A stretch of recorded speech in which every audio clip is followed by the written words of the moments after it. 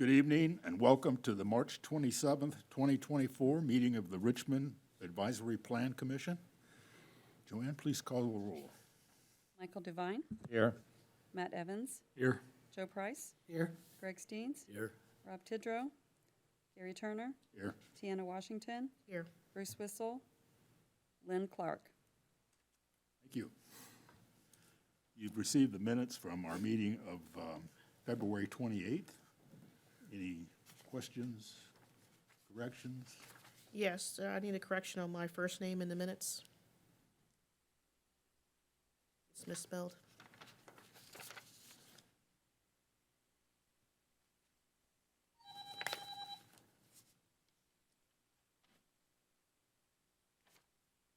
Any other questions or concerns? There are no further corrections. I'll make a motion to approve the minutes from the February meeting. A second? We have a motion and a second to approve our minutes of February 28th. All those in favor say aye. Aye. Opposed? Motion carries. Proof of public notice. Thank you.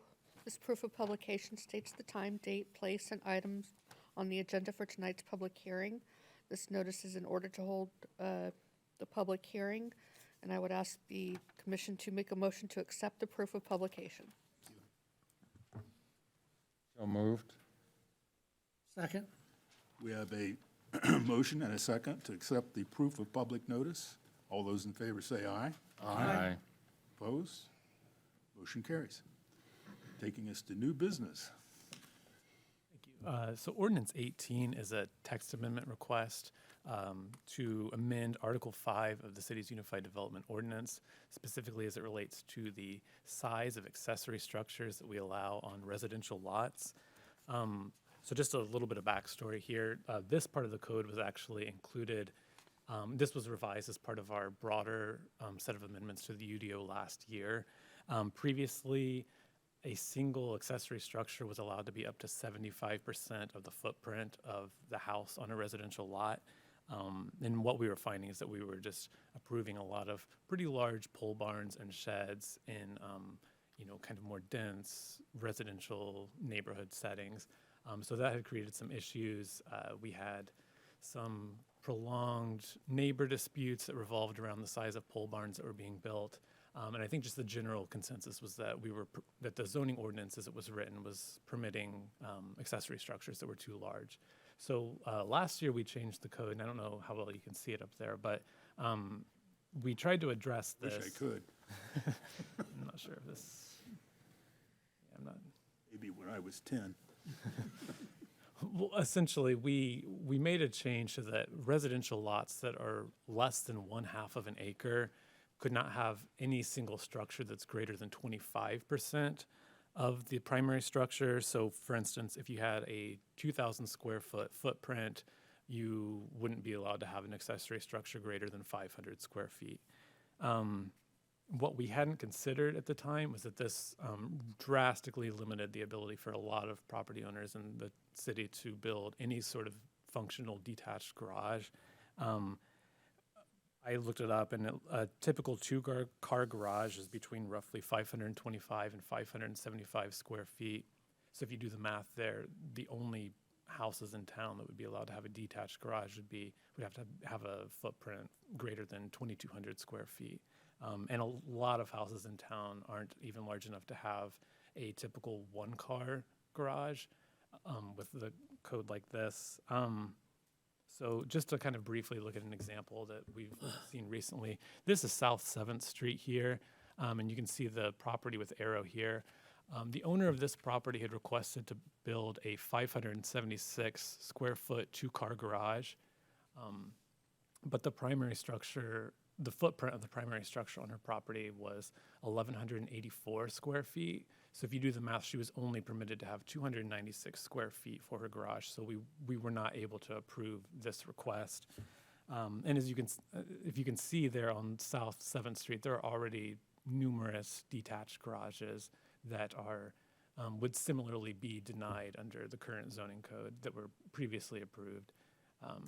You can see this is the same property. Our GIS coordinator, Thomas, did a sort of a 3D rendering of the proposed garage here, just to give you an idea of how it looks related to the accessory structures that are next to it. This structure here to the north is actually over 900 square feet. So in this case, the property owner, she requested a variance of development standards from the Board of Zoning Appeals. It was heard earlier this month. Planning staff recommended approval. The board unanimously approved it without much discussion.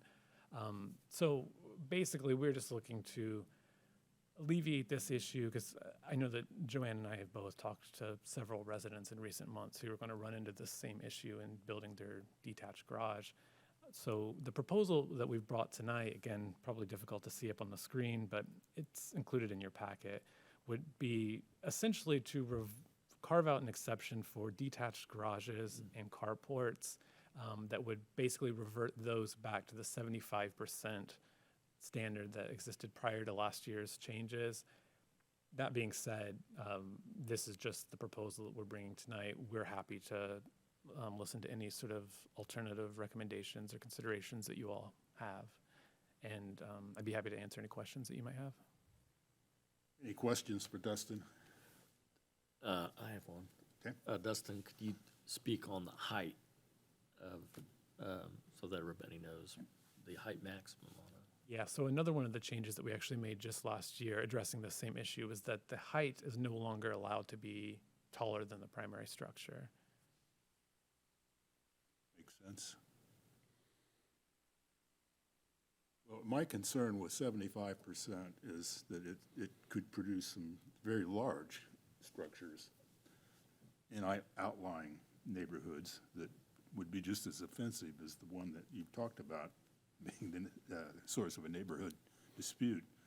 And I think that 50% would be sufficient to allow virtually all of them, including the example that you gave. Yes. It was an 1,100 square foot house, so you'd be able to do a 550 square foot garage without having any difficulty. I would agree with that. I think 50% is reasonable. If you look at the math here, that one house that had a 900 and something square foot detached building, I don't know how big the primary structure was, but using the example of 1,300 square feet is the average base, 75% of that would have been 975. Would have covered that, you know, that structure. Are we talking about not allowing structures that large on a half-acre property? For instance, if we used, if we used 20 by 30, which was an example we've discussed at 600 square feet, that's, 50%, less than 50% of the total, if it's 1,300 foot average. If you look at a 24 by 30, which is not an uncommon size, which is 720, that is 55% of the total. I'm thinking 60% might cover the vast majority of the structures that we have as detached garages in the community. That makes sense to me. Is that a motion? I can make it a motion. I propose that we change I move that we make the UDO change to 60% versus the 75% that is being proposed as it reads today. I'll second that. We have a motion and a second to revise the proposed change to the ordinance to 60% rather than 75%. All those in favor say aye. Aye. Opposed? Motion carries. I think our business is done. We do need to have public hearing for this. Passage, so it'll be, Oh, you're right. it'll be, after the public hearing, you'll do a motion to approve it as amended. Okay. I now open the floor for a public hearing. All those in favor, please come forward and speak to the mic. Anyone in opposition to this matter? I therefore close the hearing. We'll approve the a motion to make a recommendation of approval with the amendment to 60%. So moved. Second.